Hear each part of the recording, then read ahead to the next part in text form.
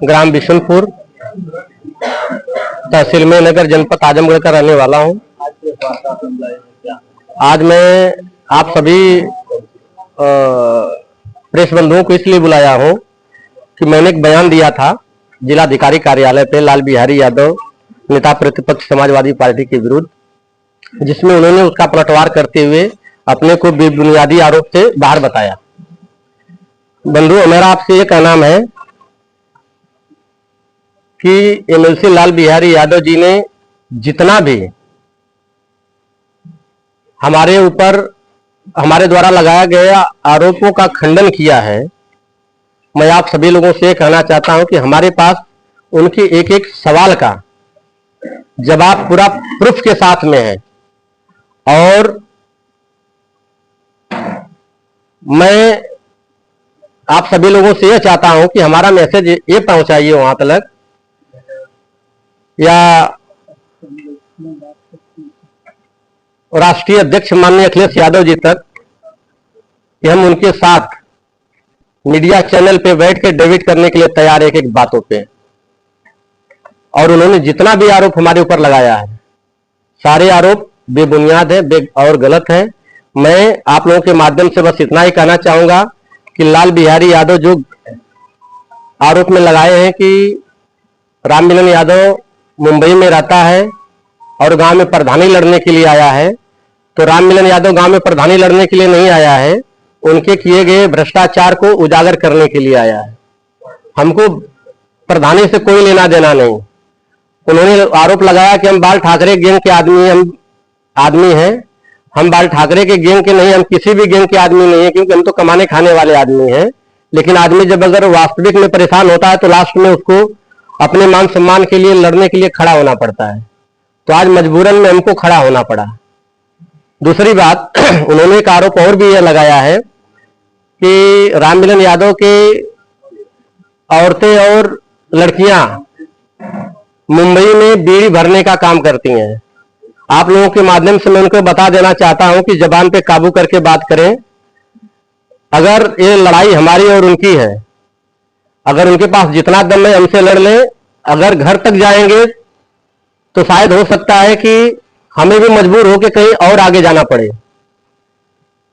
मान सम्मान के लिए इंसान कुछ भी कर सकता है। बात मान सम्मान के, उन्होंने मानहानि का दावा और मैं उनके ऊपर मानहानि का दावा ठोकने वाला हूं। वो हमारे ऊपर क्या करेंगे? मैं उनके ऊपर मानहानि का दावा ठोकने वाला हूं और मानहानि का दावा ठोकने के लिए मैं नोटिस भी राज्यपाल महोदया जी को भेजा हूं। आपके साथ काफी संख्या में लोग हैं, क्या यह भी उनसे पीड़ित है? बिल्कुल, इसलिए ये लोग यहाँ पे आए हुए हैं कि उन्होंने अपने बयान में कहा है कि एक गिने चुने लोग टटपुटिया लोग हैं और हमारे गांव का कोई आदमी नहीं है, सब इसके नाते रिश्तेदार लोग हैं। आज यहाँ पे जो सैकड़ों की संख्या में लोग आए हुए हैं, यहाँ पे सब पीड़ित लोग हैं। और मैं ये आपसे कहना चाहता हूँ कि आप हर आदमी से जो है कि आप बयान ले सकते हैं, उनकी अंदर की भावनाएं को जान सकते हैं कि आज लाल बिहारी यादव एमएलसी जी का कारतूत क्या है, कारनामा क्या है और इनसे कितने लोग परेशान हैं। आपने इस संबंध में कहा कि राष्ट्रीय अध्यक्ष अखिलेश यादव से भी आपने मध्यस्थता करने की बात कही थी, क्या मुलाकात हुई थी? बिल्कुल, मैंने मिलकर 40 मिनट सामने बैठ के बात किया हूँ। लगभग 200 पेज साबूत के साथ में दिया हूं। उन्होंने हमको बोला था कि हम इसका निवारण 15 दिन के अंदर में करेंगे, लेकिन 8 महीना से भी ज्यादा हो गया, अभी तक कोई उसका निवारण नहीं हुआ। और इसके बाद भी मैंने 2-3 पत्र माननीय राष्ट्रीय अध्यक्ष जी को लिखा था, उस पर भी कोई कार्रवाई नहीं हुई। उसका भी जवाब अभी तक नहीं हमको मिला। तो क्या अपने पद का दुरुपयोग करके बच रहे हैं या फिर कोई और कारण संज्ञान नहीं ले रहा? बिल्कुल, वो अपने पद का दुरुपयोग कर रहे हैं।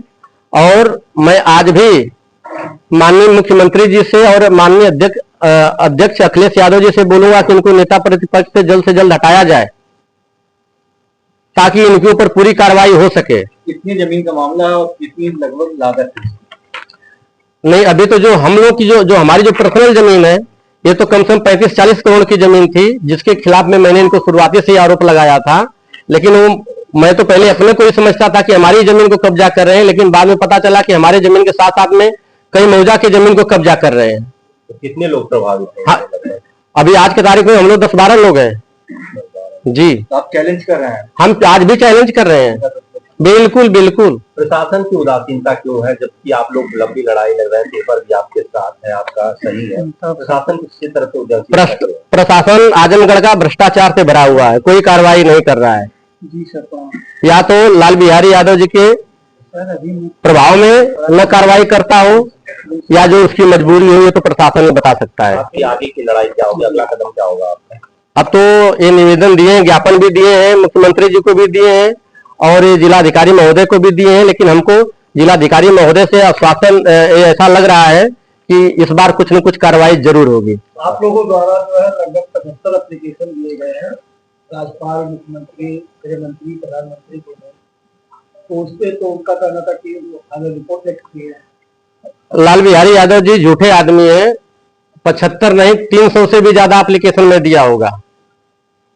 न्याय नहीं मिला आपको? शायद उनको जानकारी नहीं होगी, उनकी मीडिया कमजोर है, तो न्याय नहीं मिला आपका? नहीं मिला न्याय। और जब जांच होती है तो थोड़ा से जांच चालू होती है तो अधिकारी को ट्रांसफर हो जाता है, दूसरा अधिकारी आ जाता है, फिर हमारा जांच वही का वही रह जाता है। जी सिस्टम से परेशान। 5 मिनट। सिंह, जिलाध्यक्ष आजाद अधिकार सेना आजमगढ़। क्या मामला है आप लोग के साथ? हमारी पार्टी आजाद अधिकार सेना, हमारे राष्ट्रीय अध्यक्ष अमिताभ ठाकुर जी हैं, जिनकी लड़ाई है अन्याय, अत्याचार और भ्रष्टाचार के खिलाफ। एक ग्रामीण करता रोशनपुर, कुसमुलिया, बिशुनपुरा मठिया के आए हुए हैं। इन्होंने सारे साक्ष्य दिखाए और सारे साक्ष्य दिखाकर इस लड़ाई को और लाल बिहारी यादव एमएलसी नेता प्रतिपक्ष से उनके जंगल राज, उनके भ्रष्टाचार से मुक्त होने के लिए हम लोग ने मिलकर एक लड़ाई लड़ने की योजना बनाई। जो अमिताभ ठाकुर जी के भी संज्ञान में कल हमारी बात हुई है अमिताभ ठाकुर जी से कि लाल बिहारी यादव एमएलसी कहते हैं कि आजाद अधिकार सेना कौन है और इसका अध्यक्ष कौन है, ये सब फर्जी है, इनको लीगल नोटिस भिजवाएंगे हाई कोर्ट से। तो हम बताना चाहते हैं कि अमिताभ ठाकुर नाम पहचान की मोहताज नहीं है। मुलायम सिंह यादव से 2015 में ही उनका विवाद हुआ था इनकी निष्पक्षता, ईमानदारी को लेकर। रोशनपुर ग्राम सभा की करीब करीब 20 एकड़ जमीन जंगल खाते की भूमि 399 और शायद 666 मिल जुमला नंबर है, इसको इन्होंने सिरदारी अपने नाम चकबंदी अधिकारियों को मिलाकर करा ली थी, जिसका पेज 991 में वर्णित है कि चकबंदी अधिकारी को सिरदारी दर्ज करने का कोई अधिकार नहीं है। चंद्रभूषण सिंह जिलाधिकारी वर्तमान में रहे हैं, उनका आदेश था और उसी के एवंस में हाई कोर्ट गए थे। हाई कोर्ट से लेके आए थे कि इसकी यथास्थिति बरकरार रखी जाए। उसके बाद 2018 में इसने जंगल खाते की भूमि को अपने लड़कों, अपने भाई के नाम कर दिया। आज भी मामला विचाराधीन है उसमें और यह अपने प्रभाव से उसको रुकवाया हुआ है, उसमें कोई निर्णय नहीं होने दे रहा है। 3 एयर का जो मामला आ रहा है कि हमारे ऊपर केवल 3 एयर का मामला है, तो तहसील में नगर का भी पोस्टमार्टम हो जाए।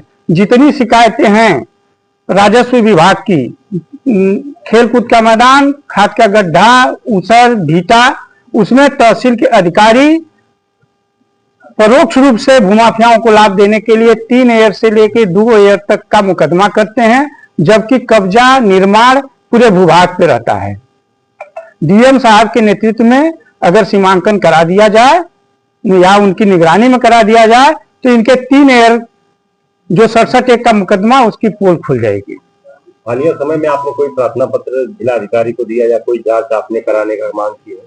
अभी हम लोग ने 9 तारीख को दिया है और उसको देख रहे हैं कि उसमें क्या हो रहा है।